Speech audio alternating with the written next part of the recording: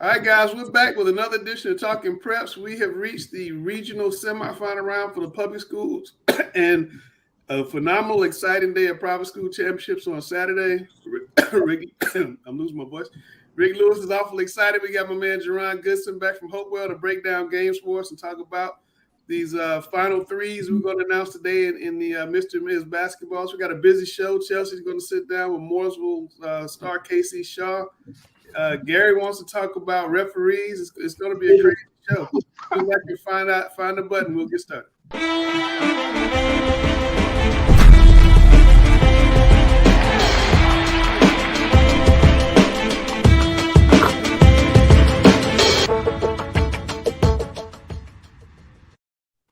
All right, so since we have so much, I'm not going to waste any time. I'm going to bring in West Charlotte basketball coach Jacoby Davis, our player Chance Morrow. Chance has been on the show before, so he knows what he's about to get into in a little bit with the game show because he took on this coach trying to do a football season.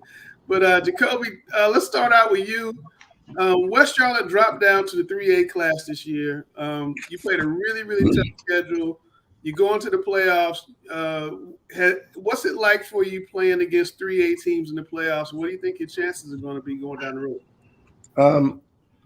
Well, of course, we thought we had a chance no matter what classification we were in, if we could get keep everybody healthy and everybody be on the same page. We thought we would have a chance. We knew it wouldn't be easy, but 3A, we didn't know a lot. I don't know a lot about the 3A teams. I do think there's, it's good teams in there, but we expect our goal was at the beginning of the season to have a chance to make a run at the state championship, and I think we're right on that path, and we have a chance to do what our goal was to do. Coach, at the beginning of the season, you and I spoke about, you going from the 4A to the 3A, and Lynx sort of stole my question just a little bit. But in regard to that, you look at your losses, you had 5 losses that came to either North Mech or Chambers, who are still in the 4A, regional semifinals. But in addition to that, you played other teams in the 4A. I think you lost to Myers Park, you lost to Harding, you lost also to Carmel, who won the state 4A private school championship. So you played a very difficult schedule to prepare you for this opportunity. But the one thing I want to also mention to you, you have a very talented freshman point guard. And to me, I think he's your glue and the catalyst to the success of the team. Talk about his maturity during the course of the season. Yeah, and with Chad, he missed, he got hurt early. He was hurt kind of throughout the summer and throughout the fall. So it took him a while to get going, but he started off slow. But he's taking on everything that we expected him to do this year. You can see it now with the maturity. For a freshman, he's very mature, very high IQ kid. He understands the game and the moments. So that really does help. I'm sure Chance would say the same thing. That helps with us because it's hard not to, when you don't have guard, especially when you're talking about a guy who has the ball in his hand a lot of the game. You need someone like that that understands not just the game, but the moment of the game. So, and he's doing a great job with that, and he's showing a lot of maturity, making plays. And like even last night, I think he might have had 2 or 4 points, but it's still, the things he did, rebounding, taking care of the ball, getting other people the ball at times, keeping us in our sets. Like those are big things that, anybody that coaches understand. It's more of a, the one thing I had a chance to, a kid I coached, I talked about all the time, was Marquis Rankin, who I felt like he was one of the best guards I knew that impact the game without scoring. And Right. I think Chad is one of them type of kids as well. Like he doesn't have to score to impact the game. Well, he's averaging almost 10 points a game, but you played in our fall league as well. And the other thing too is when we looked at on paper, we looked at your roster, you had plenty of length and athleticism on the squad. And I think everybody was saying your guard play was going to be the key to take you as far as you can go. Right. And I think me and you talked about that at the last fall league game. I think me and you talked about, you was like, Right. man, your guard play is right. Y'all be really special. And I do agree with that. I think our guards are and you know how it is. Like he's a freshman guard coming in. We've had injuries. We had kids out with COVID, so it's taking us a little time to get things going. But I think the guys are kind of buying in. Chance is doing a great job of being a leader, senior leader, to help the guys say, "Hey, man, like every day in practice, before we leave practice, we get in and we talk." And every day, the one thing Chance is saying, everybody know your role.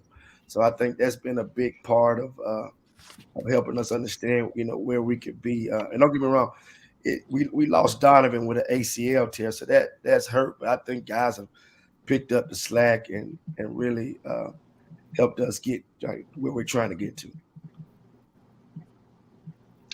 Coach Davis, always good to see you and always good to chat with you, particularly at this time of the year as another championship quest. I know we get to see each other very often when you're in the midst of championship quests, and that's a good thing. So we're back at a point again where this is going to come up this week inevitably. Now, it's a great thing for the greater Charlotte, Mecklenburg County area to have 4 4A boys teams participating in what effectively is the Western Regional. Then you go to 3A, you got Central Cabarrus and your team, West Charlotte. If you look at 4A girls, Lake Norman, Chambers, Charlotte Catholic. So a lot of greater Charlotte, Mecklenburg County flavor to the event. Now, we were here 3 years ago where people wanted to make issues with the size of the West Charlotte gym. We're here in this situation now. We all know that North Mecklenburg could host a game, and we know the size of their gym. Are we to the point, particularly with this much Charlotte flavor, everything that's happened in the past, the variance in size of gyms, let's create it. Are we to the point where let's just go ahead and create a deal and play all the games at neutral venues? So it's not an issue debating this stuff. Anyone who wants to see the game can see the game. It's not an issue like West Charlotte had years ago with players' parents not getting into games in Hickory. Are we just to the point where let's go back to neutral sites at this point? Right. Yeah, it's sad to hear that a parent wouldn't be able to see their kid play a game, especially that at that moment. I mean, is the magnitude of the game would be. It is sad. I do think we need to figure something out.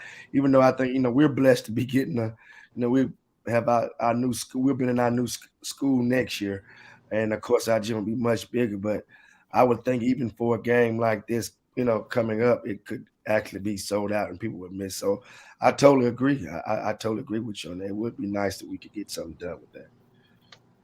All right, Coach, I wanted to bring in Chance, is basically waiting in the back.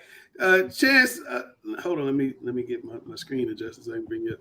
Chance, what's it like going right from football into basketball? A lot of guys at your level aren't two-sport athletes. What's that like for you, and how do you got to get yourself prepared for it besides changing your hairstyle? Sometimes it can be difficult. Sometimes like it won't, but I got used to it over the years because I've been doing it. I didn't do it my freshman year, but I started doing it my sophomore year, and I guess my body just adjusted to it. So I've been doing it ever since. All right, tell everybody where you're going next year and what position you're going to be playing. I'm going to Louisville.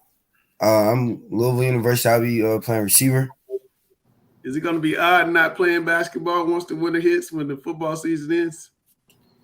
I think it's going to be a little odd, but like I'm just going to have to adjust to it. Yeah, absolutely. Well, tell me about this team. Coach was talking about, the resolve you guys have had. And I wanted to know, from a player's perspective, what's it like playing these 3A teams in the playoffs versus you're playing teams you really don't know a lot about versus, the North Mex and the Chambers that you do know about in the 4A class. What type of experience has it been for you as a senior playing these 3A teams? I feel like in 3A, like the game is a little bit slower, but in like 4A, like we move faster. So I think that's helping a lot, like the speed of the game with us, like because we're a fast tempo team, and like how my coach said with Chad, the ball's in his hands 95% of the time. So yeah. And he's a freshman guard. He's smart. and we accepted him into like running the guard position. So it's like we all got comfortable with just playing and just buying into what our coach had planned for us for this season. So I think it's really no difference in playing in 3 or 4 to us. Right. We just want to play, just win, and have our ultimate goal is to win states. Well, Chance, I've had the pleasure of watching you for many years now on the basketball court, and you're probably one of the biggest basketball junkies I've ever seen because during the AAU event down in Rock Hill, you would play on 3 or 4 teams, and you'd probably play 10 games a day, that weekend. How difficult was it to say, hey, I'm going to give up basketball for football? And also, have you given any consideration or spoken to the Louisville staff about playing football and being a walk-on the basketball team? Yeah, we had some conversations last month and like earlier this month about me walking on and playing basketball at Louisville. But I told them I talked to them back later when I talked to my parents about everything, because at the end of the day, I don't want too much to be too much on me, and I don't want to like put myself in a bad position that I really don't want to do, but I do want to do. So I'm just talking to my parents about it. Then if it happens, it happens. If it don't, it don't. Man, that's a job. All I tell you is college basketball at that level and college football at that level, it's a job. So if you decide to do both, good luck to you. I've only known a couple guys that, Julius Peppers did it. What was the guy, the quarterback in Carolina, Gary? Ronald Curry. Ronald Curry. Dre Block did it too, didn't he? No. Yeah. Jerron, what you got for Chance, man? Real quick, man. What's going on, Chad? How you doing today, man? Coach. All right, what's going on, man? Real quick. A couple years ago, you spoke about your freshman year and you didn't play football that year. But that same year, man, you were in the same position. But how is it different this time being a leader? I know your freshman year, you didn't get much playing time, but, you were right there in the mix learning and looking at a guy who ended up being a top 5 pick. Just talk about what the difference between your freshman year and your senior year, making that run to the state championship, and what you learned in your freshman year. I really learned a lot just by sitting and watching. Like you said, I was watching one of the top players in the country that's now NBA. Now he's an NBA player. Just sitting behind them and learning from them guys, and just waiting. And we was hoping that this time come back around that we can make another state run and win it this year. Just playing behind some great guys my freshman year. I learned a lot by just being a leader, how Pat was being a leader on and off the court. So I'm just trying to basically do the same thing he did and just be a leader on and off the court and try to win us the state championship. Yeah, that was a phenomenal run that team had that season with Patrick and Coach and David Tepper being involved and the buses going up to Chapel Hill. That was fun to cover. I enjoyed that. All right, Chance, you know what time it is? Yeah, the game show. It's time for the game show. Randall Did you beat your coach last time you were on here, Chance? Nah. No. Okay, so he's on hope for this year. Cool, good. That's what I needed to make sure. Randall got a losing streak, Chance. He's a little tight right now. He got a losing streak. We're gonna play his little music. We'll get back to it on the backside. Okay. I'm Randall Clark. I am not Sam Griner. You will not beat me on the game show.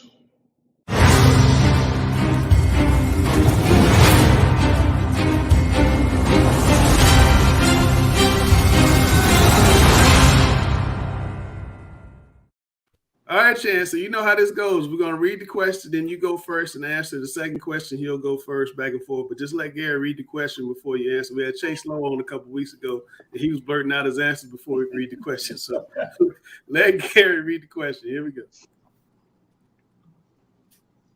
Chance, don't let Randall talk you out of your game now. Okay. Okay. Right. Which charter member of the ACC won the very first ACC tournament in 1954? A, NC State, B, North Carolina, C, Wake Forest, D, South Carolina. All right, Chance, what you got? B. B, North Carolina. Is that it, or D, or B or D? B. B is in boy. Okay, North Carolina. Randall, what you got? A, NC State. Randall is ahead 1-0, unfortunately. How'd you know that, Randall? Come on, man. You gotta know your ACC basketball. You're not even from here. Hey, I live here though, man. You gotta adjust. Did Gary say tournament or tournament when he said that word? Which I one? said tournament. Tournament. That's an inside joke. Coach Jacoby, how do you say ACC? What do you call it? The what? Say it again now. What do you call the ACC? That word that comes after that event. Tournament. See, it's not tournament, Gary. It's not tournament. Lake's not gonna let you live that down, Gary. I know. You saw my grandma talking about tournament. All right, Chelsea, what we got? Which rap star has a top 10 hit, Super Gremlin, with the catchphrase, "We could have been superstars"? A, Drake, B, Lil Nas X, C, Kodak Black, or D, Gunna? Randall, you're up. C, Kodak Black. Chance. C, Kodak Black. All right, it's both get it right. Randall was like two. Shout out to the San Francisco 49ers for that one. Yeah. I didn't think you know the answer to that. The San Francisco 49ers came out to that song during their playoff run. I figured the Chance would know. What you try to say, Lex? That I'm old? No, you're older than him. All right, Gary. All right. What TV show is this? A terminally ill chemistry teacher teams with a former student to manufacture crystal meth to secure his family's future. A, Better Call Saul. B, Weeds. C, Breaking Bad. D, Narcos. Chance, on you. D, Narcos. D, Narcos. Randall, what you got? Chance. Come on, Chance. You gotta come on now. C, Breaking Bad. It is C, Breaking Bad. Never seen that. Never. You've never seen Breaking Bad? Never. You're gonna have a lot of time in college when you're not on the football. I ain't gonna have a lot of time. You definitely need to watch that. Now he ain't lying about that. You got a lot of time to stream shows in college. He's not lying about that. All right, Chance. You got the best show ever. You got to rally here. Come on, Chelsea. How many models or editions of Air Jordans have been released? A, 25, B, 45, C, 35, or D, 23? Randall. I'm gonna go A25. A25. Chance, what you got? Let's see. I know you got about 10 pair. C35. Yes. Listen, that question stops for me after 13. 11, 12, and 13. That's all I wear. So I'll Chance, you can't win, but you can tie. Now, last question. You got to get this right. You got to get this one right. Gary will understand why I gave him this question if you read his Facebook page. Here we go, Gary. In a recent survey of more than 9,500 teens, average age of 16, what was the most popular snack food? A, Doritos, B, Takis, C, Goldfish, D, Lay's. Come on, Chance. C, Goldfish. C, Goldfish. What you got, Randall? Yeah, C, Goldfish. Nope, the answer is Lay's, surprisingly. That surprised me. In Gary's class, it's Takis. In my classes, it's Takis. Hot Takis. Yeah. See, we had Goldfish. Yeah, so Randall gets off his losing streak, unfortunately, this week. Listen, I lost one. Like, it's not a losing streak. It was one person beat me last week. One. But Coach Davis, you said who'd you say was hurt on your team? Donovan Raymond. He's out for the year? It's unbelievable. He got hurt. What Goodson about 3 weeks ago? Yeah, when we played him. Yeah, and the doctors, they looked at him. It was swelling, but they was like structure everything looked good. Yeah. He actually came back and played in 2 games. And Chance to tell you, we would have never. And then the MRI came back, and they said He tore his ACL, his MCL, and his meniscus. Oh my God! He played two all games. He that? played 2 games with all Yeah, three. he played 2 games. If you would have saw some of the stuff he was doing, you'd be like, ain't no, like when I was telling other coaches, they couldn't believe, some college coaches that saw some of his fit, like the game.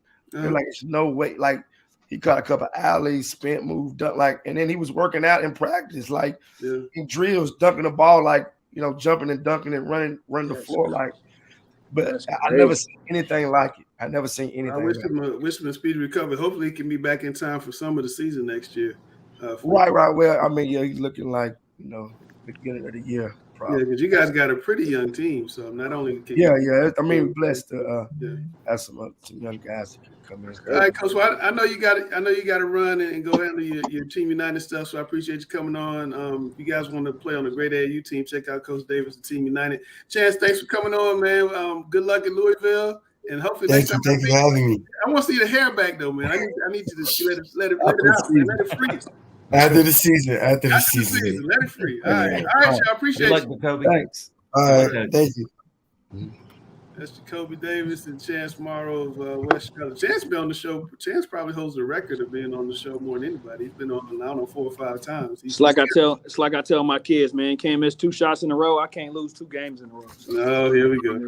I think it's great that he stayed around for basketball season because most of these football players, these top football players, are leaving early now. No, he's one of the top 20 in the state. He's got a chance to be really good. I mean, he's legit 6'6". He can catch everything.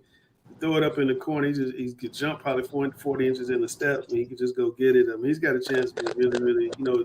And Gary, you old enough to remember Harold Carmichael. He can be that type of player. All right, it's time for Chelsea's World. So we're gonna put everybody in the back, except the people that need to be around for Chelsea's World. And we're gonna let her do her thing. So this week, after record season, I interviewed Casey Shaw for Morrisville men's basketball. And he just kind of talked about his achievements this senior year. He recently hit 1,000 career points and just kind of talking about the success that really, drove wins this program year. Let's go to it.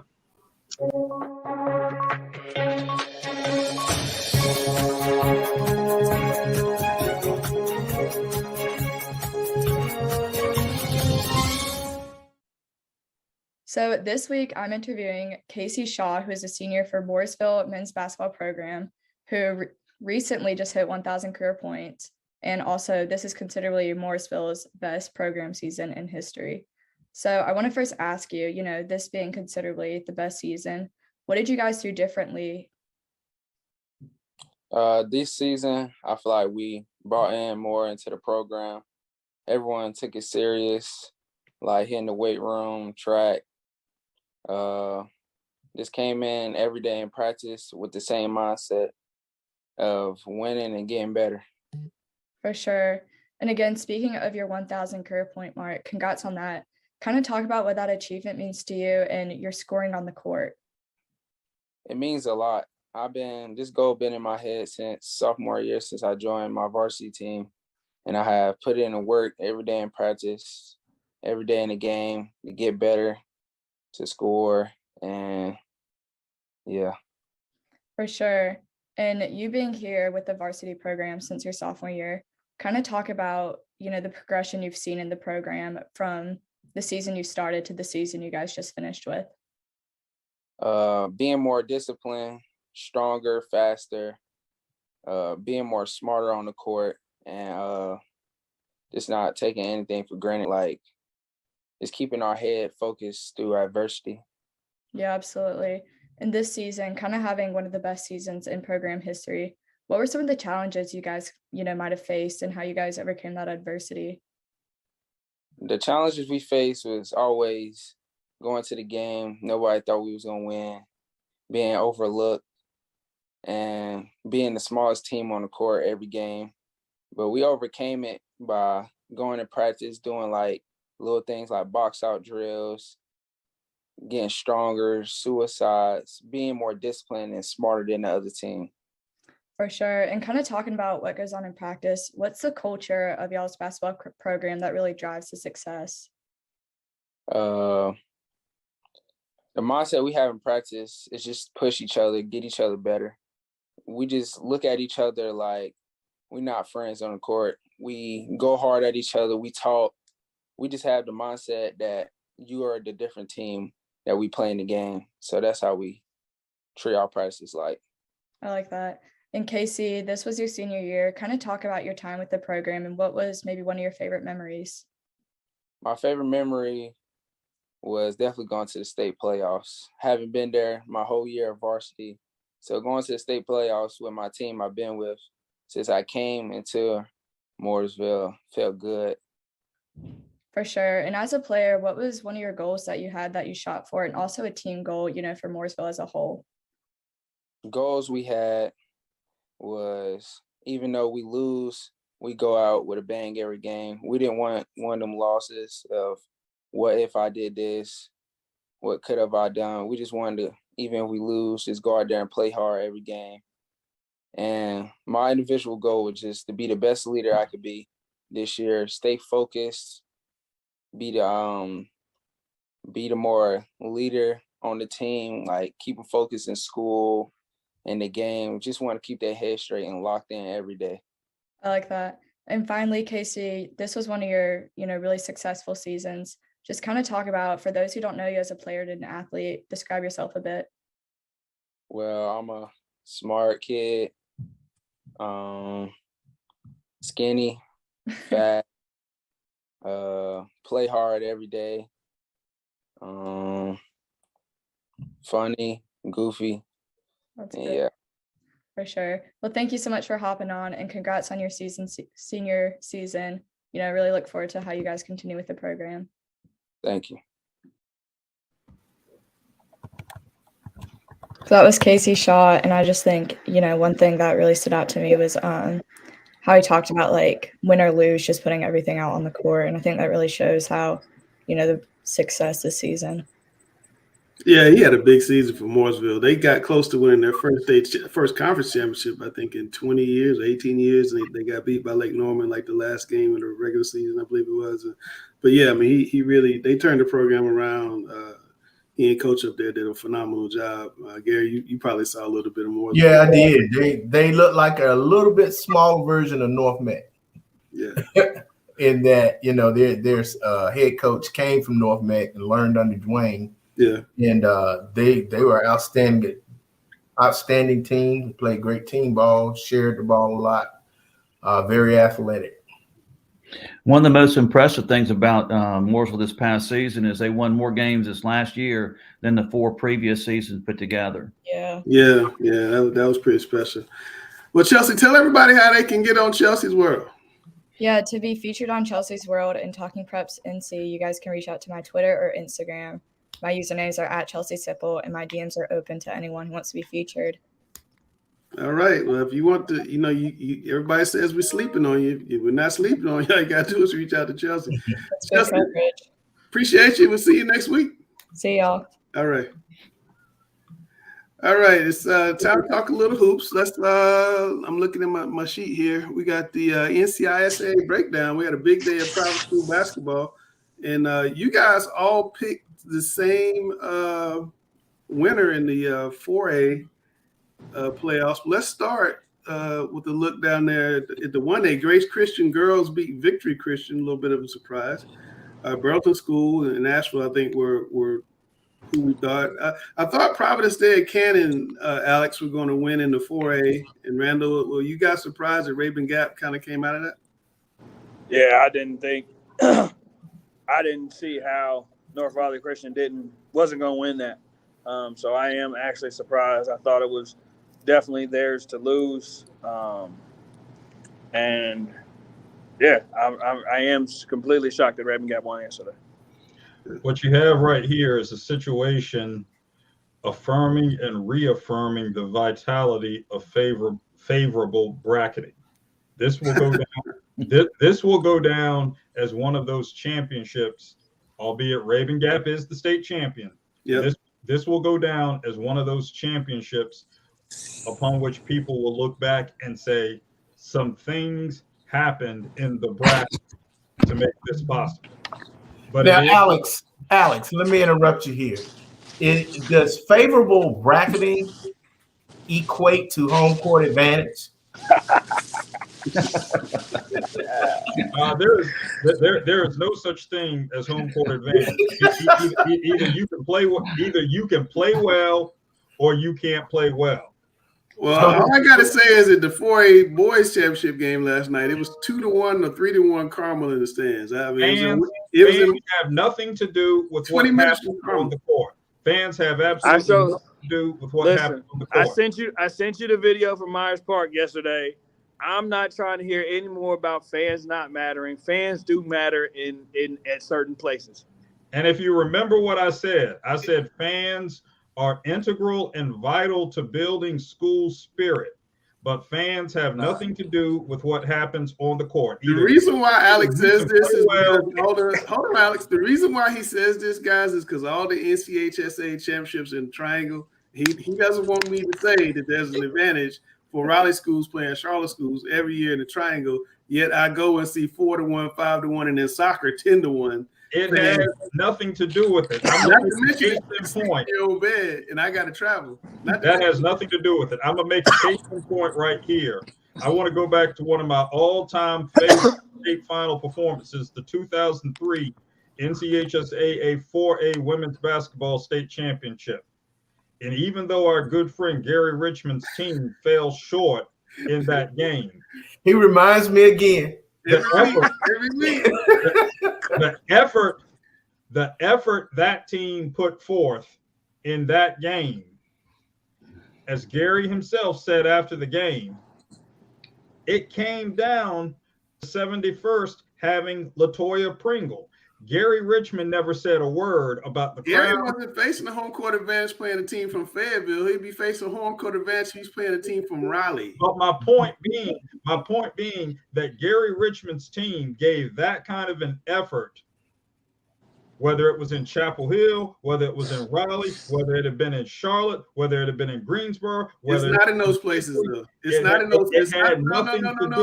I'm not letting you off the hook. It's not in those places. It's always in Raleigh. Gary Richmond's teams played well wherever they played, whether we were talking 7600 IBM Drive or wherever they played. Okay. You can play well anywhere. Okay, let's go to the boys. United Faith, Rick, lost in the state championship last year to Victory Christian.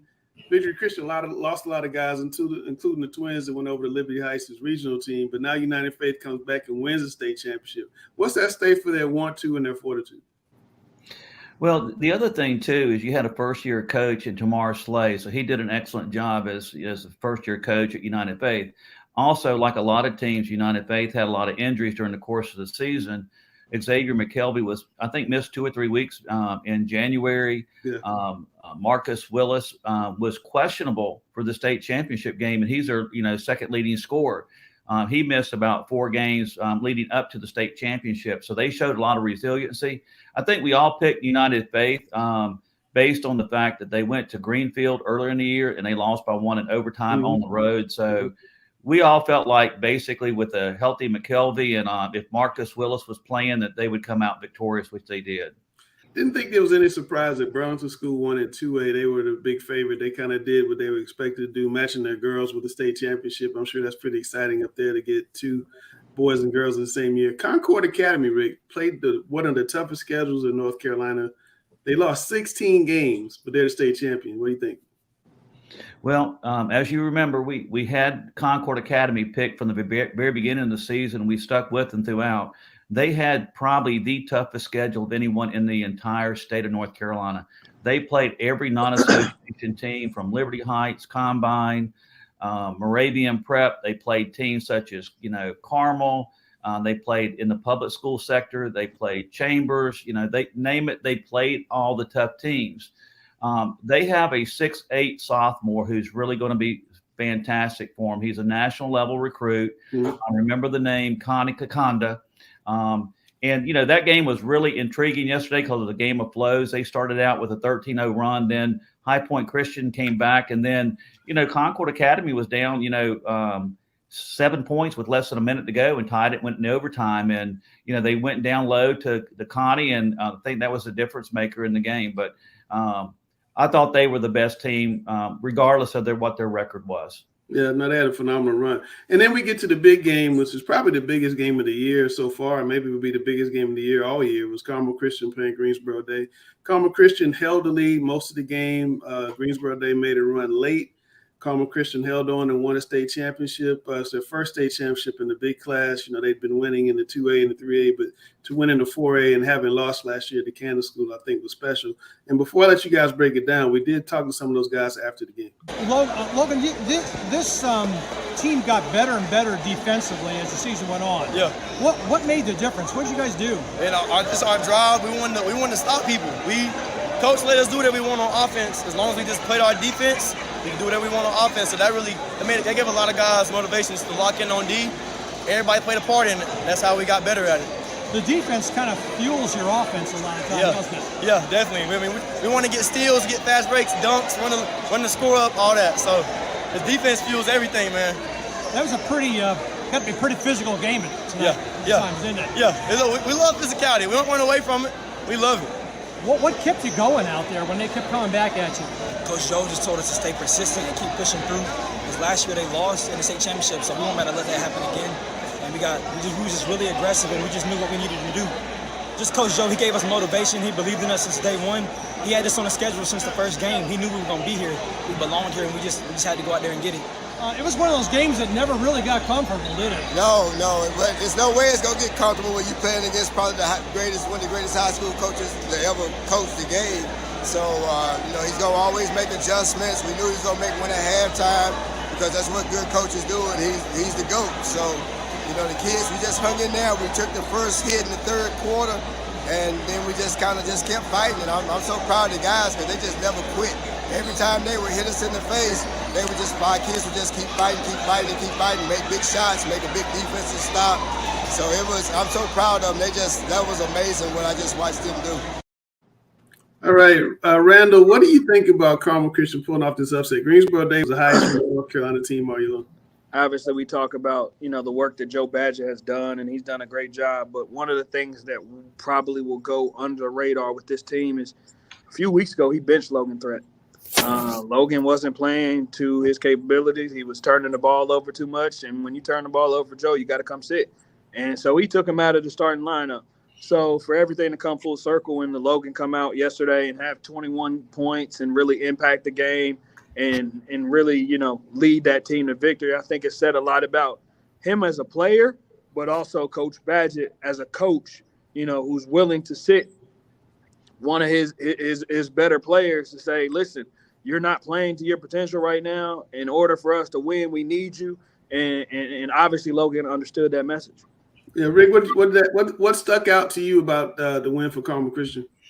Well, a couple of things. When we had Joe Badgett on the show a couple of weeks ago, he talked about defense. And, during that game yesterday, Carmel had a very comfortable lead. And, of course, naturally, Greensboro Day made a run at the end of the game.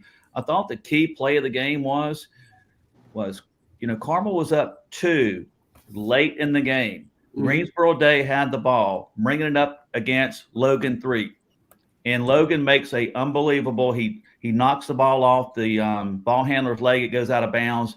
That was the turning point. And it goes back to what they've talked about. And Joe said, and also Logan said, it really goes back to defense. And I think that was the key when Carmel was making those turnovers. The defense stepped up and held off the tide by Greensboro Day. Another thing that I think is very important, I think we mentioned it before, I think Joe does a really good job with some of the role players. I think, he went to a bigger lineup, which I thought that was a key yesterday as well. But if you look at their team, I think at the beginning of the season, I predicted Greensboro Day at the beginning. I looked at Joe's lineup. I mean, you lose a guy like Ben Burnham, who was, he's at College of Charleston having a phenomenal year. Yeah. You had Glenn Bynum, who's at Coker, and you lose Justin Taylor. He lost a nucleus of the team. And the thing that really separates it is how he molded, I guess, the role players, because, and the other thing, too, is the maturation of Cade Tyson. Cade Tyson was really good last year. This year, he was tremendous. He had 31 points, and he was a difference maker. No, it was a phenomenal win for Coach Joe and Carmel Christian to beat Greensboro Day. And as I said, Greensboro Day has been, along with Combine, have been the two consistently most highest ranked teams in North Carolina all year long. So that definitely was a signature. And you know what other thing, Langston, is Joe has a really good record against Freddie. Yeah, he's probably one of the few people. He may have a winning record against Freddie. Yeah, it's close. Yeah, it's definitely close. And not too many people can say that. All right, it's time to check out these state rankings after a crazy week of basketball where a lot of teams lost and we got some surprises. Let me just say that. I'll stop muttering. We got some surprises.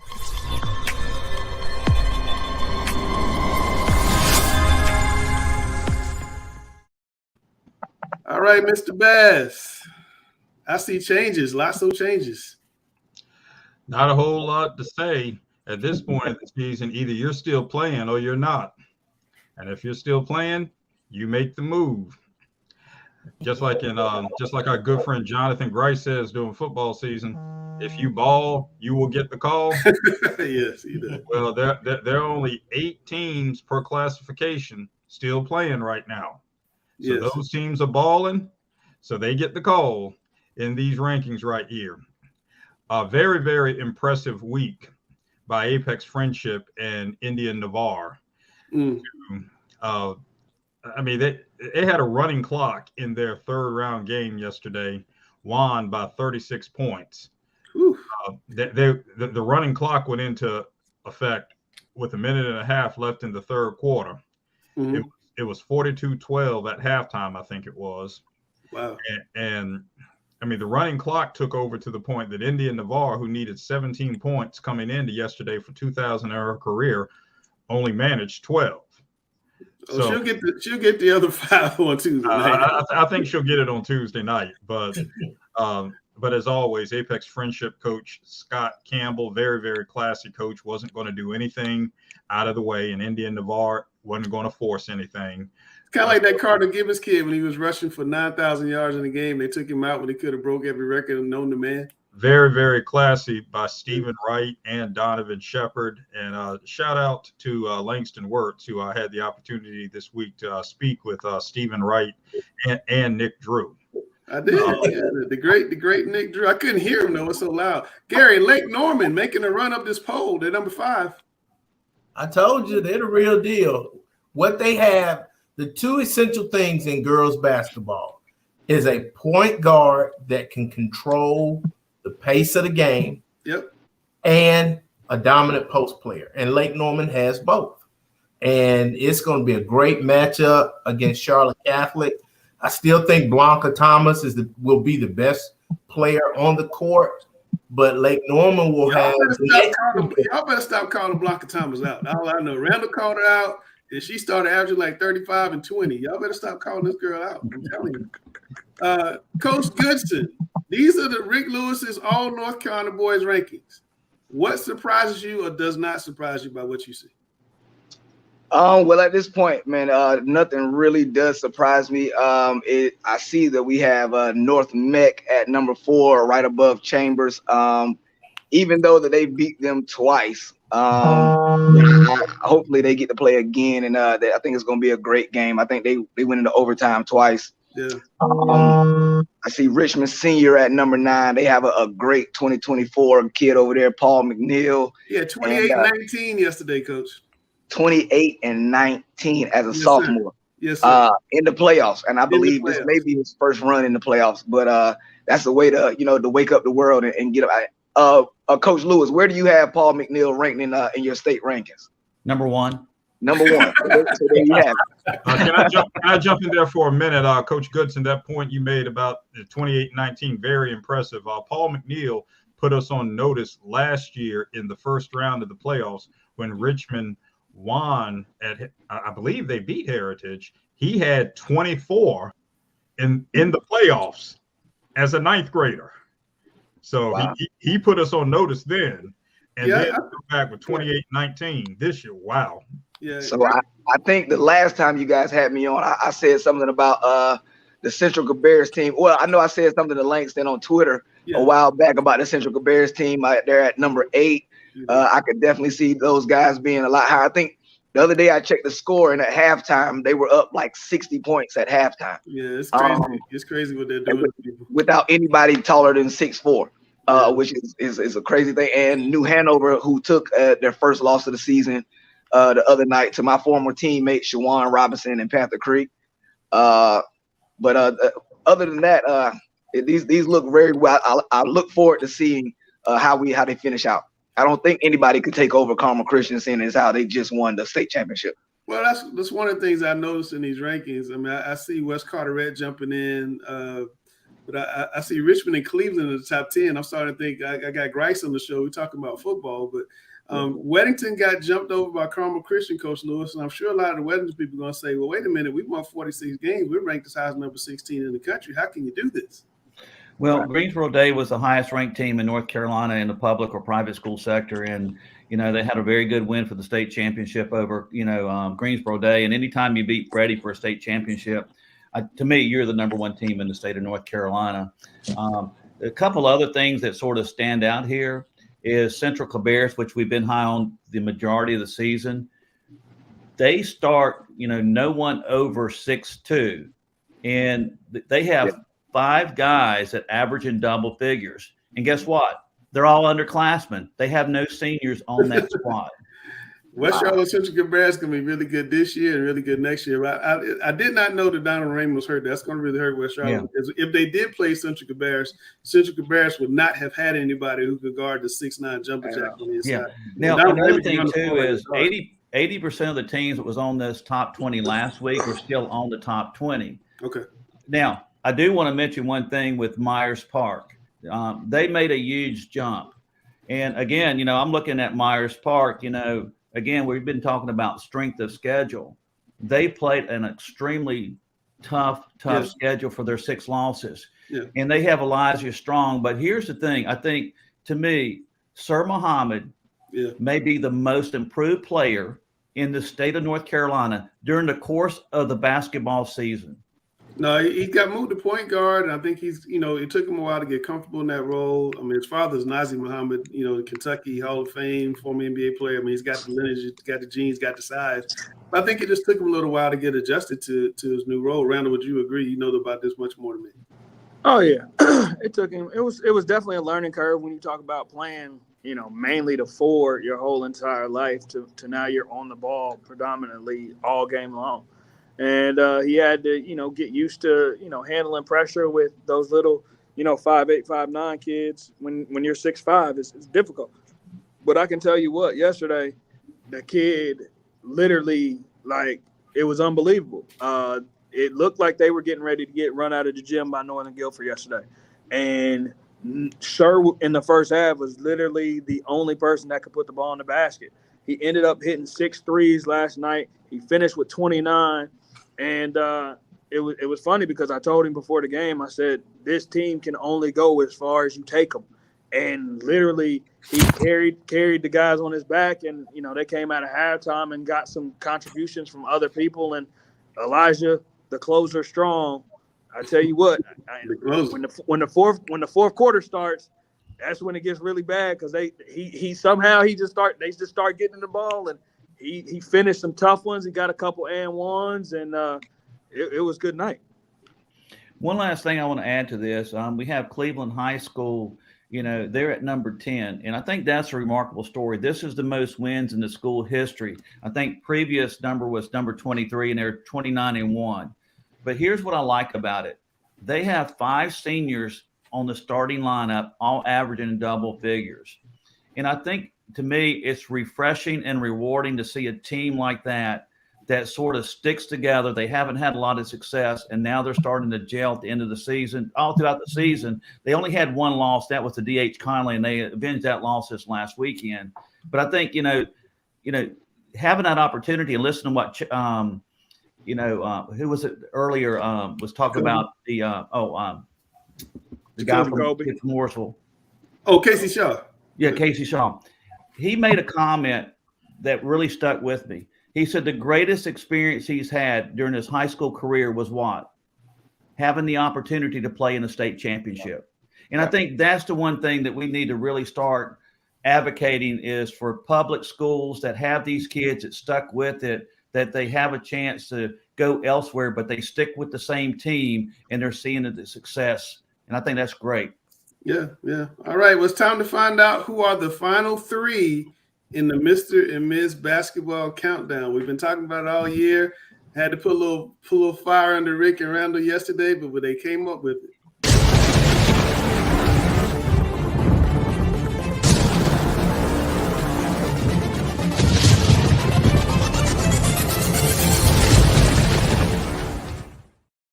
I was so not surprised by Randall's final three, but I'll let him introduce him. I mean, it goes without saying. We talked about India Navarre, how she'll get her 2,000th point on Tuesday night. McDonald's All-American going to Louisville, and she's just been leading Apex Friendship on the road again to another state championship. Sarah Strong, I think Langston said earlier he was surprised by this. I don't know how, because I certainly wasn't. She led Grace Christian to the 1A state title yesterday. She finished off her season strong, no pun intended. And then there's Blanca Shaq Thomas. I mean, it's playoff time. She's averaging probably 25, 16, and I don't think there's anybody in North Carolina playing better than her right now. I mean, on the girls' side, I would have to agree. It's actually funny because between her and Sir, the playoff runs that they put together this last week, I haven't seen anything like it, especially out of two sophomores. So, I think it's hard to cut down the list of three, but when you cut down the list of three, I mean, I can't think of three more better in the state of North Carolina. No, I mean, that's a solid list. I'm sure folks are going to definitely have an argument, and you can, go on Twitter or wherever you want to go and argue it out. But let me find Rick's final three, and Rick, you can introduce your guys. Well, this was really tough because, we just mentioned Paul Mcneill, the sophomore, who had like 24 and 18, and he's having some phenomenal year at Richmond. But I went with three guys that I think are the top guys on the top 5 teams in the state of North Carolina. You have Cade Tyson, who had 31 points yesterday for the biggest win of his career against Greensboro Day.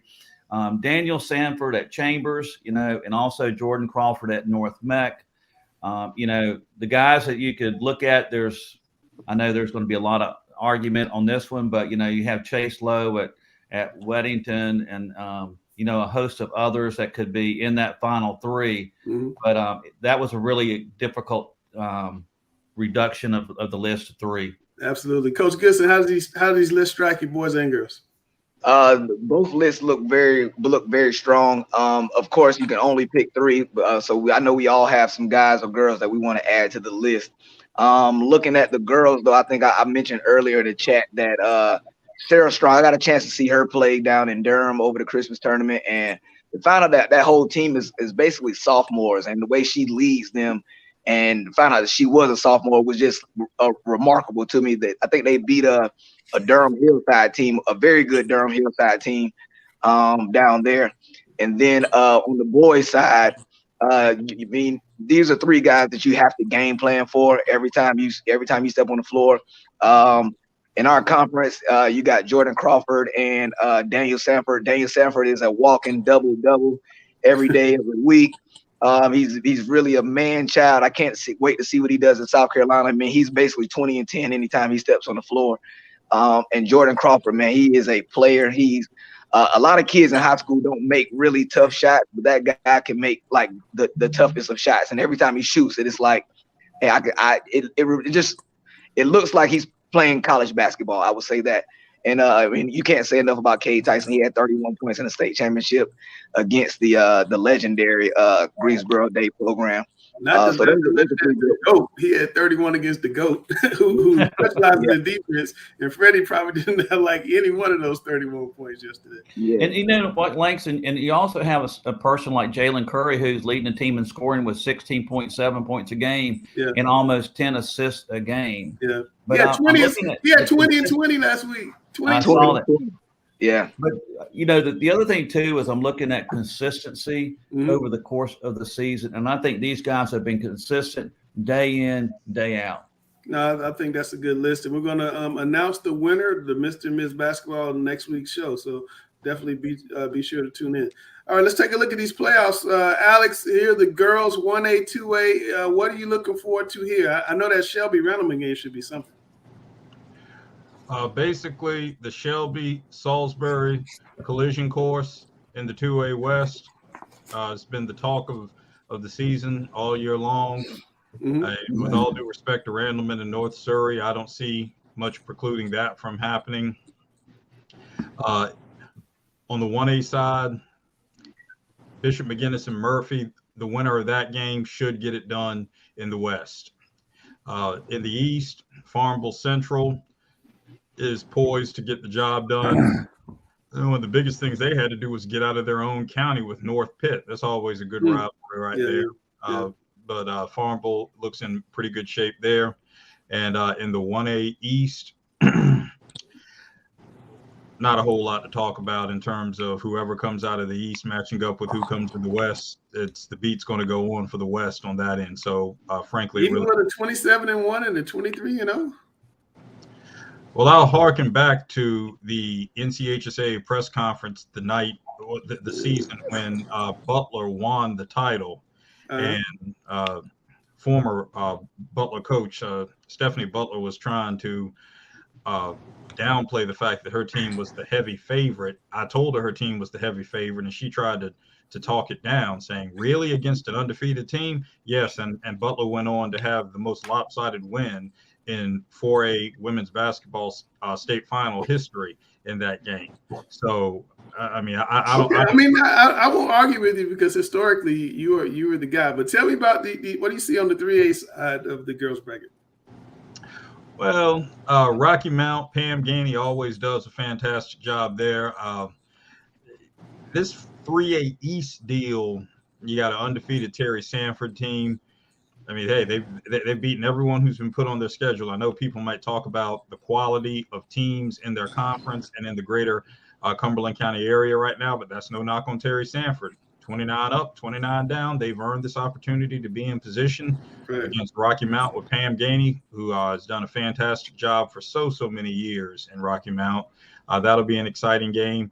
Watch out for this Northwood team. Northwood has a win over Panther Creek, who you see in the 4A East there. Yeah. So I mean, Northwood is a high-level competitor with proven wins, including one over Panther Creek right there. I think that 3A East is the second most competitive bracket among these remaining girls draws. The most competitive being that 4A East with Green Level, Panther Creek, and Apex Friendship.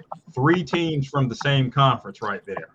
It's the Raleigh Invitation on the east, on the west side, on the east side of 4A. In the 3A West, Carson has been really good for several years and making a nice run. They're going to run to a buzzsaw North Davidson, but they are at home. And Parkwood has won, I think, 10 out of 11 games or something like that. They got really hot up in Union County. But Gary, I want to come back to you in the 4A West. That team you're talking about, Lake Norman's going to play the team, the player we've been talking about, Blanca Thompson, Charlotte Catholic. Charlotte Catholic's really turned it on since they had that blowout loss to Providence Day, but they've really turned it on since then. What do you see happening in that game? And then we'll talk about Chambers, North, and Gilbert. Well, I see Lake Norman trying to spread the floor out and use their point guard to control the pace of the game. And I see Catholic doing what they do. Throw it inside. If you double, one thing I discovered about her yesterday, she's a great passer. Yeah. You know, she can find where the double team is coming from and hit the open person. And she does a great job at that. But Lake Norman, as I said, they possess some size in the post. And they may not find it necessary to double team. So we'll see how Catholic reacts to that. As we were talking before the show, I think officiating is going to play a big part in it. I think the officiating in state playoffs has been very inconsistent, and it's up to the players to adjust. Yesterday, I don't think North Mecklenburg adjusted to the officiating, and I I was watching the Chambers game. They called 2 technical fouls because Chambers dunked and everybody got excited. They called a tech. I was like, they're just excited. They're jumping up and down, looking at their bench, and they called a tech. And like you can see the whole Chambers guys kind of go like, "What did we do? They didn't do anything." And they called them twice. Yeah, the officiating has been very inconsistent. And I talked to a veteran official, and I'm like, what's going on with the officiating this year? I noticed that usually in games that I've participated in this season, I know at least one or two of the guys from my years as being a head coach. And there were so many games where I would tell our staff, I don't know any of them guys. I don't know any of them, because they were like, what kind of officiating you think we're going to get to get? And I'm like, your guess is good as mine. I don't know those guys. And so I asked a veteran official, I say, what's going on with the officiating this season? It's so inconsistent. And he said what has happened is so many NBA officials retired that they dipped down into the college officiating crews. And then the colleges had to dip down into the high schools. And so now the high schools have a lot of inexperienced officials, and they don't have a large pool to choose from because young people don't want to get into officiating anymore because of fan conduct, especially in the summer in travel ball and AAU. That's usually where most of the issues come about. But there have been some, issues with parents and fans at the high school level as well. But it's just been an attrition in officials, starting from the NBA on down, and now we're seeing the effects in high school. Coach Goodson, you coached this year in the playoffs. What's been your experience with these officials? I'm glad I'm to be like I do Sam. Be careful. Well, I'm glad you brought it up. I've been saying it all year. I know that there's been a shortage of officials in the area, and I believe that the quality of officiating is down. Like Gary was saying, it's been real inconsistent. I can look at, and I'm not a coach that likes to point. I hate saying something about the referees. I like to, take it out of their hands from the jump. But I do believe that the quality has been down. But it's a direct reflection of, just us having a shortage. And you do have to take guys that may be inexperienced and place them in some games in some environments that they're not ready for. They're not used to.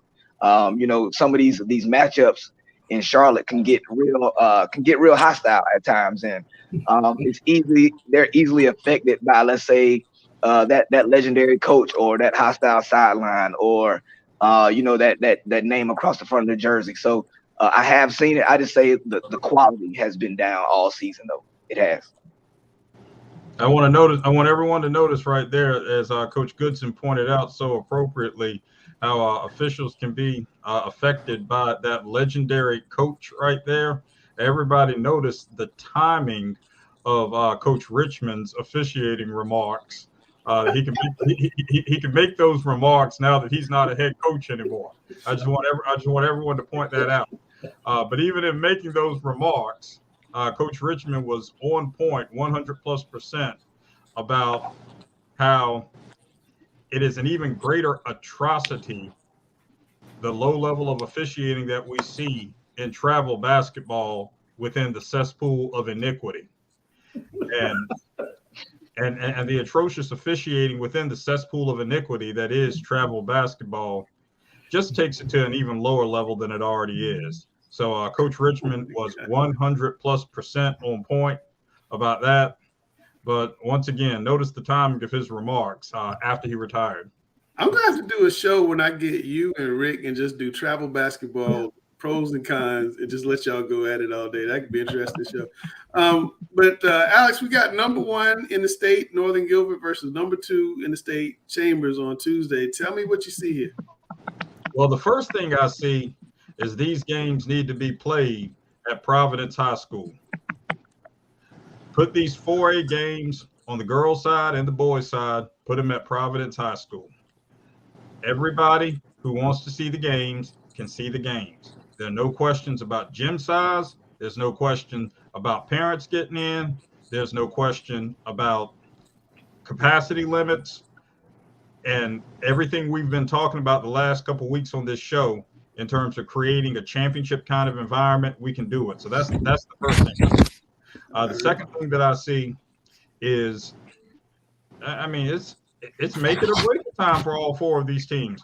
These are teams we've spoken about all season long. You got the number one team in the state in Northern Guilford, and you got Chambers with those 6 losses against a national schedule, and then and 2 rings. And 2 rings. And you have this Lake Norman team, which has ascended in the rankings very appropriately, and you have Charlotte Catholic, which I'm going to pull a Stephen A. Smith. I'm not going to mention that young lady's name again one more time on this show, because every time we mention a certain person's name, every time we mention her name, she goes off. No, that's Randall. That's when Randall mentions Blanca Thomas's name. It's Randall. Randall made her angry. So I don't know much about Northern Guilford, but what I will say about Chambers is I think they're more versatile than they were last year. Yeah. I mean, last year they were a half court team, and they just pound you with their size. No, but this year, I think they can play a full court game or a half court game. Yeah, Mila Holloway is a real thing. All right, let's go through the 1A boys and 2A boys real quick. Chatham Charter looks like a heavy favorite in the East to me, sitting there at 31-1, and then Hayesville certainly looks good at 25-0. Bessemer City's making a run, and they have 3 or 4 guys who can really score the basketball, but they got to play, the 1A powerhouse in Winston-Salem Prep. Rick, so what do you think about that particular game? Well, Winston-Salem Prep, their only 2 losses came to 4A powerhouse schools. They lost to Mount Tabor and Glenn.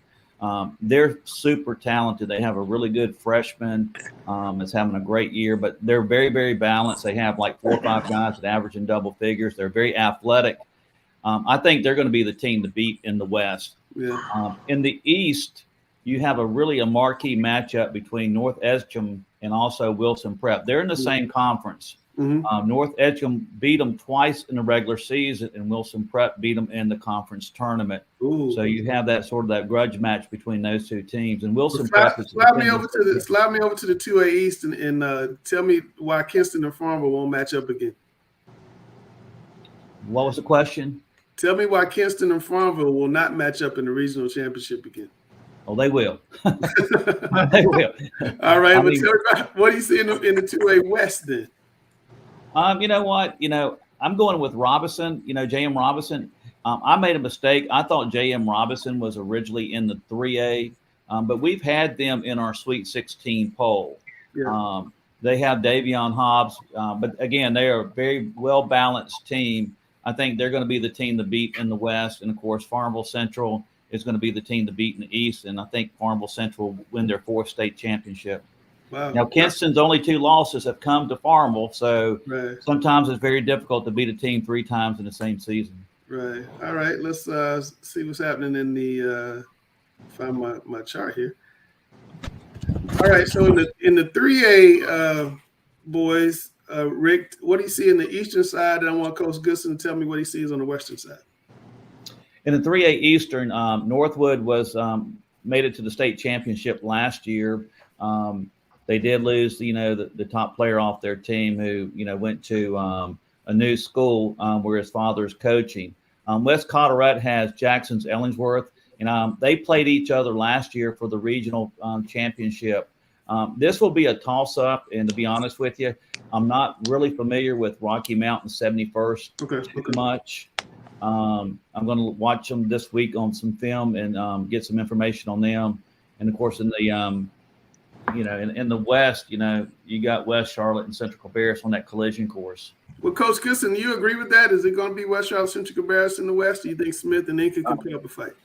Well, I don't know much about Smith, but I think mostly everyone has been anticipating the West Charlotte Central Cabarrus game since the beginning of the season. They're two very well coached teams, and they're kind of like yin and yang. West Charlotte depends on their height a lot. They like to get it inside. They do play a fast-paced game, and Central Cabarrus is defense, and they are, like you said, they don't have anybody above. They don't start anybody above 6'2", but they play so well together, and they're trapped. They trap, get out and run. So that's going to be an interesting matchup. I do believe that you will see that matchup next week. I do believe you'll see that matchup on the 3A side next week for sure. Yeah. One more thing. West Charlotte did play Ben Smith earlier in the year at one of our events. They ended up winning by 20 in that particular game. But without Donovan Raymond played that game though. Huh? Yeah. Donovan Raymond was playing in that game. That's what I'm saying. He's not going to be at this game this week. But another interesting stat about Central Cabarrus is they're so unselfish. They average, and I get this, they average 23 assists a game and almost 22 steals a game. That's crazy. Yeah. Well, I watched them a little bit. Both games this past week. They will press you out. If you can't handle the press, they will press you out. Alex, tell me about the eastern side of the bracket. I just kind of laughed seeing Cleveland and Richmond. I think we're talking about 4AA football, but tell me about this eastern side of the bracket. Well, it's a testament to the now and the future. Then again, the future might be now. The now being Cleveland's 5 senior starting lineup, which has played together and has shown how staying together and growing can yield manifold fruits at this time of the year. So their time could be now. And then you have the future. Everyone talks about Paul Mcneill, who's a very, very talented sophomore. He's actually one of 3 sophomores on that Richmond team. Okay. The other 2 being guards, Jamari and Wall. Is this the best Richmond team since '97? I actually spoke with Richmond coach Donald Pettigrew about that earlier this year. That Richmond team lost to Independence in the state championship game. Lost 82-80 to Independence in that state final after leading much of the game. Yeah. And the year earlier lost to Greensboro Dudley by 76-68 in overtime after leading by 9 in the fourth quarter. His memory's crazy. I talked to Coach Pettigrew about that, and he said it's a different kind of team because this Richmond team is nowhere near as big. Right. And Pettigrew was the shooting guard on that team. The 96 team had a swing man named Chris McDonald, who went on to play at Mount Olive. Paul Mcneill is, per everyone's own admission, is light years ahead of any guy on that team right there. So I won't say necessarily better, a different kind of makeup. Okay. And it sounds like you see Richmond winning this game. Am I correct in that? That game, that one will be a tough one. I agree with Alex. You know, Cleveland is the type of team that, you know, they could bond together with the 5 seniors and, I just think that could be the deciding factor in that particular game. Now, Richmond's very talented with Paul Mcneill. But, you know, don't sleep on, the Millbrook. Millbrook, defending state champions. Yeah. You know, they lost 7 straight games in December, and now they're on a 16-game winning streak. So they're playing really, really good right now. They have incredible fan support. And, we saw that they can get on the roll last year in the championship game. Before I have Coach Goodson break down all these teams he's so familiar with in the 4A, we did get a chance to catch up with a couple North Met kids after their win on Saturday. I want to play that for you. What was the difference in the second and third quarter defensively for you guys? Because you really locked them down. We knew that we was up big, and we knew that we just locked down for a couple of plays that was going to give up. So it was just having that in the back of your head, just knowing that every defensive play mattered. Was that something Coach emphasized since you all were struggling a little bit offensively, that defense is kind of where this is going to be won? Not really. We just know that stuff. We talk to us like that every day. So. And how about advancing to the next round? It's big, we're happy about it. You guys are funny, but it's like, we big. We knew we could do it. We just play how we're supposed to play. Oh, we're just excited. I mean, these guys have put in the work from the summer on, and it's all. Mount Tabor's a great program. Coach Muse does a great job, and to play them and a really disciplined, really good team, and to get the win and advance on. And we talk about being a championship team. It always isn't about being a state championship, but we're a sectional champ. You put something up on a banner. So this extremely happy for those seniors, Davion and Jordan and Bracy and Maxwell Coles. We have 8 seniors that it's just it's always gratifying to win and get a chance to keep playing. Well, I mean, the strength of our team is our guards, and they were running their offense there. We'll say that they run their offense and trying to shorten the game, and a lot of times people do lose focus at that point, but we dialed in, and Maxwell Coles was unbelievable. He was unbelievable on the Bailey kid, I think that's his name, and frustrated him. And then, Davion and Jordan did a great job, but, we were trying to take Bailey out of job. I think we did a good job with it. And then once we got that lead, they had to play with us a little bit, had to open it up a little bit more, and we were able to make shots. And then Isaiah is special. Isaiah Evans is special, and he got going there in the second quarter, and not just him, but all the other guys. Davion was really good. So we were able to open it up and keep advancing. Keep advancing. Coach Goodson, you know all these teams really well in this 4A bracket. Let's start with Myers Park and North Meck. What do you see here? Myers Park, North Meck, that's going to be a great matchup. I believe that North Meck will come out victorious. Like the coach said, the strength is their guards. And they're very deep and very talented at the top, starting with Jordan and Isaiah and Maxwell and Bracy. They have a solid team, and they're led by those three senior guards, which is always good. Weddington, they're 28-0, so there's nothing. There are no slouches over there. Definitely. I'm sorry, Myers Park. Myers Park is 17-8. But they do have the point guard, Sir, and he's been playing extremely well. Those guys have definitely exceeded all expectations. They're very well coached. That's going to be a great matchup. But I do believe that North Meck would come out victorious in that one. Okay. Then you look at Chambers and Weddington. I was just speaking about them. They're 28-0. And they're no slouches. They have a very good program. This is their first year up from 3A to 4A. And I know they had a lot of doubt in the beginning, but I think they've quieted all those guys in this Chambers matchup. And a lot of people say that Weddington hasn't played anybody, or they don't play, that super strong schedule. But I'm not one of those people that take that notion. I believe they are a very well team. You got to play exactly who's in front of you. And they've done it 28 times, and they've come out successful 28 times. So can't take anything away from those guys. So that's going to be a very good game, very interesting game, that Chambers and Weddington game. They will get tested, and Chambers probably hasn't played against a team like Weddington, where you just have a guy like the Chase Lowe and AJ Cook, who can once he gets started, it's hard to stop that kid. No, he's top 10 in the state of three-point shots. Rick, you've been talking about a potential Chambers-Weddington game since we started doing the show back in December. Tell me what you see in this matchup. Well, you look at Weddington, they've won 46 straight games in a row, but it's sort of like, with Weddington, the old saying, the sum is greater than the parts. They have team chemistry. And in speaking to Gary Ellington, he made a comment that really stuck with me. 11 of their 12 guys that's playing on the varsity team today played with each other at middle school. Yeah. That's impressive. On the other hand, on paper, Chambers definitely has the advantage as far as size, athleticism, and overall talent. It's going to come down to a possession game.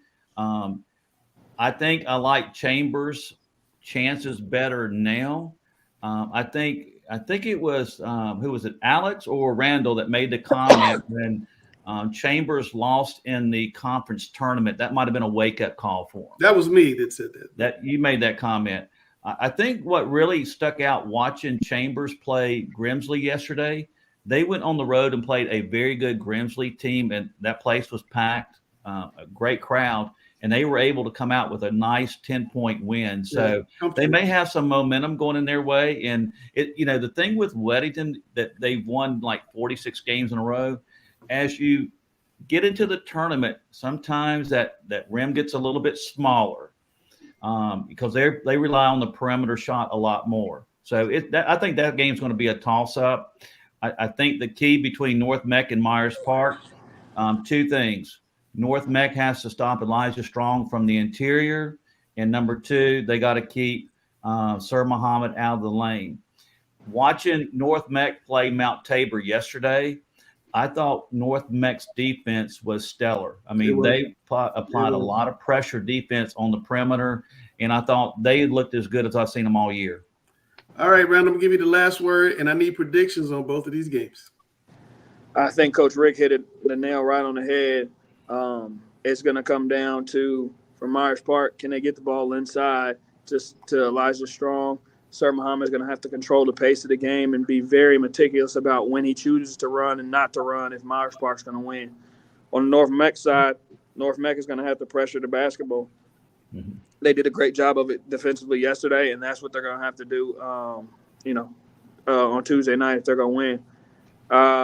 On the Weddington side, Chambers is going to have to make shots. I think Weddington's going to get into their zone, and they're going to challenge them to make shots, and they're going to really try to keep the ball out of Daniel Sanford's hand and have somebody else beat them from the perimeter. I think for Chambers is going to try to make this into a track meet and speed up those guys from Weddington.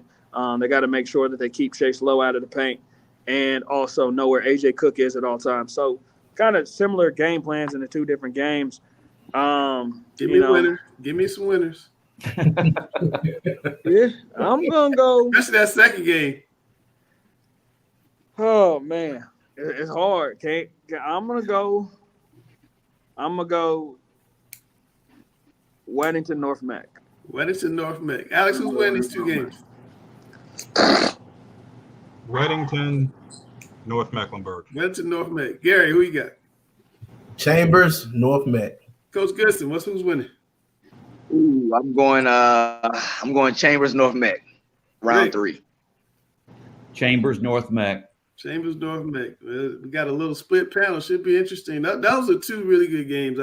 I wish they were kind of at the same place. I wish they were at the same site so bad. Those are two Providence. really good games. I called it. Speaking of that, we're going to go to coach versus coach, and we're going to put Coach Goodson in coach versus coach and see how he can handle the heat. And me and Rick go sit back and watch. Let me play the theme music. Let me find the theme music. This is going to be fun. Because Coach Goodson, Greisman tell me to put you in this since I brought you on the first time. Here we go.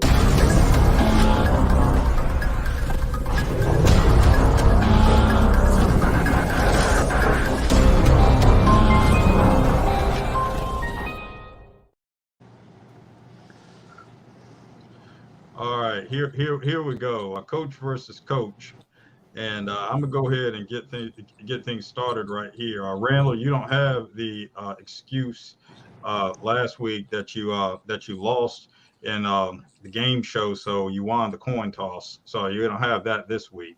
It should be age before youth, Alex. Oh my gosh, this guy needs any advantage he can possibly get to beat me.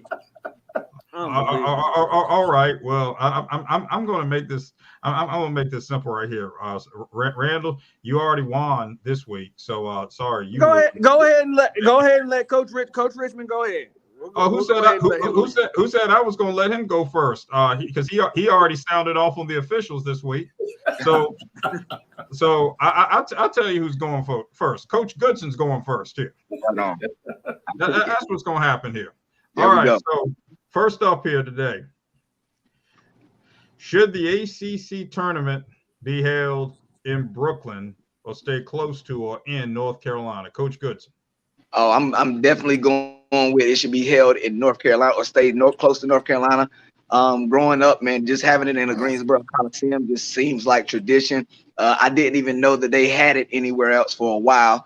But I do believe it should stay close to North Carolina. You have the heart of the ACC is still in North Carolina with, the Wake Forest, Duke, NC State, Carolina. And, having it in Brooklyn, I mean, it's the grass isn't always green on the other side. You got the big new shiny arena and all those things, but you lose a lot with tradition and just having it in Greensboro in the heart of the ACC. All right, Coach Richmond, without starting a debate as to which Omega man looks better in purple, what do you think of this question? I don't mind the ACC moving it around, but if you're going to New York, you go to the Garden. You go to Madison Square Garden in Manhattan. You don't go to Brooklyn.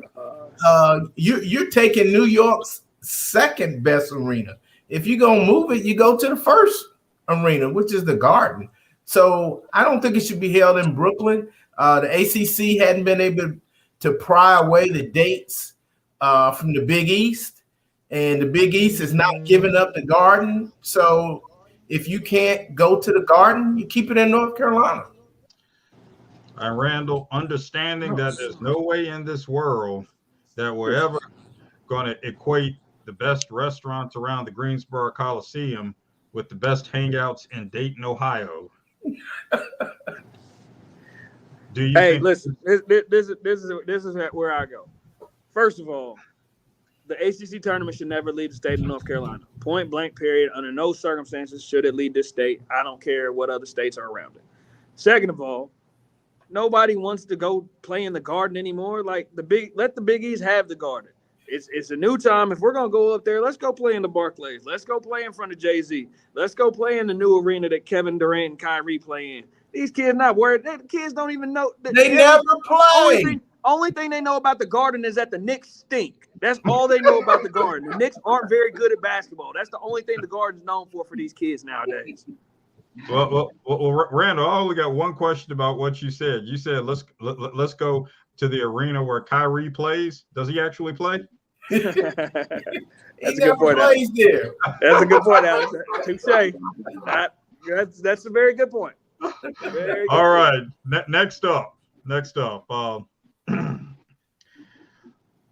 And we just alluded to this. Okay, given all the things we've spoken about in the show, should the 4A West quarterfinals, boys and girls, be held at a neutral site? Coach Richmond, start us off. Definitely. We just talked about the size of the gyms at North Mecklenburg and West Charlotte. We shouldn't be discussing whether or not people are going to be able to get in the gym at this stage. I mean, you got some great teams playing, and to have to pick between one game on Tuesday or the other, that's tough. I like to see both games, and that's not going to be possible unless I'm flipping through the NFHS site. And sometimes you run into streaming problems trying to watch two games at a time. So it should definitely be played at one site. Coach Clark? I'm kind of mad that this is a question because this is actually what my final word was going to be, was how ridiculous this is that we have to go to Weddington or go to North Meck. Obviously it's an injustice to the Myers Park Mustangs because they have to go to North Meck, which we know doesn't hold a great amount of people. That game is going to be a very, very good game. And the fact that it's got to be played in North is really a shame because I think a lot of people would want to go see it. And now if you want to go see it, you probably have to show up at North Meck on Tuesday by 3:30, at the latest in order to get a seat, which is literally 4 hours before game time. Yeah. All right, Coach Goodson, you have a decent sized gym. What can we do here? No, I agree as well. For the fans and for parents and families and just to have all those games in the same place for one, that would be great for the fans. And then you don't have to be there 4 hours ahead. I was a part of a team where we had to move the game to somebody else's gym because the size of our gym wasn't sufficient. So I do believe all those games should be. It would be great for the city. I think you would have a lot more fans. I think the environment would be crazy just having those four outstanding programs in one building. But I do believe that yes, the quarterfinals should be played at a neutral site, at a neutral, bigger site. If they want to bring it over to Hopewell next year, feel free.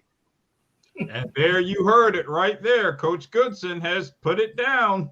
Let's move him over to Hopewell. You got an invitation. All right, and last up here on this expanded coach versus coach here.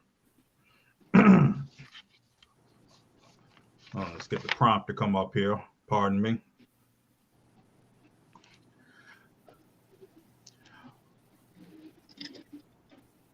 We got one more question coming up. Yes, there we go. Just wanted to make sure it was coming through. All right. Randall, I'll let you start off since you have the unique perspective of training a lot of these kids. Public school 4A or private school 4A? NCHSAA or NCISAA 4A basketball? Which one is tops this year? Give me the public school 4A. I think that obviously Carmel is head and shoulders above everybody else, but after that, there's a pretty big drop off. You know, and the next 4 teams probably are all from the public schools. So I would say, give me the 4A public schools, and that's pretty much an easy decision on my end. Coach Goodson. Well, I'm biased. I'm always going to be an advocate for the public schools, but I do believe that the 4A in public school is tops this year. Just look at the competition that you have in these last 4 games, and the teams, how evenly spread out the talent is all across the division. No knock on the private school side, but you could go in the 4A of private school and win 2 games and be in the state championship. Whereas, you still have teams like Myers Park who didn't have the greatest record in the regular season. They're still battling it out. And teams like North Mech and Chambers, those guys had an awesome season, but they still have to go through this, this gauntlet of games to get to the state championship. So give me 4A public school all day. And lastly, Coach Richmond, before you begin, I'll play Langston's role on this one and say, all right, now be careful here. You've already gone off on the officials today, so I'll play Langston's role. All right, be careful. Go for it. Well, this is cyclical. Some years private is better, but this year, I think the eye test is easy. That it's the public schools at the 4A level are better. But it goes in cycles. But since the question says this year, I think it's definitely the public schools. You just have more of them. Carmel Christian is a great team, and I think they could play with any of the top public school 4A schools. But for this year, I think it's the public schools. I want to hear from the guru on this question. Guru, what's better, public school 4A or private school? This year, not the last 10, just this year. We know private school has been better. This year, public 4A, without a question. Public 4A. Public 4A. There you go. You heard it from the guru, so it is what it is. Yeah. All right, that was a good, fun-filled show. Since Randall got spoiled on his final word, I'm still gonna put you in the one shot. No, listen, I'm sticking with my point on the one shot. I think that the coaches and the ADs at Myers Park, at Chambers, at Weddington, and at North Mech should all get together. And it doesn't matter where you play at UNC Charlotte. It doesn't matter if you go up to Huff. It doesn't matter if you go to Providence High School. I think that the fact that everybody who wants to come watch these games on Tuesday night will not be able to, it's not fair to the kids. It's not fair for them to play these games in front of big crowds, in front of packed crowds. And I already got, the message that Tuesday night's game for Myers Park will be played at North Mech. I just think it's unfair, and I think that they should get together as coaches and ADs, move it to a site where everybody who wants to come watch these kids play can come see these kids play. Randall, let me ask you a question. If they could get to a bigger place, would that help all the schools financially? What, or maybe I should ask Alice this: what is the breakdown of how this money is split during the state playoffs? Well, once you get to the regional round, the NCHSAA's percentage off the top goes even higher. So we're well over 15%. I think it's closer to 20% for the regional round that the NCHSAA gets the revenue, the 20% off of the gross revenue before expenses are taken out, and the remaining profit is divided four ways effectively. You have 2 schools who get 1 share, and the other 2 who make it to the final get 2 shares. So I mean that kind of makes sense from that perspective. But then again, it's one of those things where if we stay at separate venues, then ultimately it's going to be a losing proposition all the way around. Because let's just play this out. If North Mecklenburg were to host 2 games, no one's making any money. I mean, let's just call it for what it is. Yeah, no one about 400 people get in there, but Western has a big gym. They're not going to want to give up their home game. But I do think that you could play this at if there was some planning, you could play it at the Bojangles Arena, something like that, or UNC Charlotte. I mean, I just think they need to go back to the old regional format where the regional semifinals and finals for all the classes with a neutral site. They used to play at Joe Coliseum sometimes. I mean, this would be at Joe. So I think this is a time I think the NCHSA needs to go back to the regional semifinals and finals being in larger arenas. They still haven't even said where the regional championships are going to be on Saturday. So it's going to be interesting. I think Randall makes great points. I think y'all make great points. If they don't know yet, that sounds to me like it's going to be the home schools. No, I think they know. What I've heard, it's going to be higher seeds. I think they know, but I think I hadn't heard. But I think they know. They're just going to wait to announce maybe tomorrow or Wednesday morning after they get the pairing. So. Anyway, so we'll come back. I think if Coach Lewis gets all excited again, we'll come back with another show before the regional championship games. This was fun today, guys. I appreciate y'all. That's Randall, #1 trainer I know. I'm Langston. That's Alex the Contrarian. That's Rick Lewis. I say it every week. He's the #1 voice of high school basketball in North Carolina. My frat brother, my good friend Gary Richmond, and we are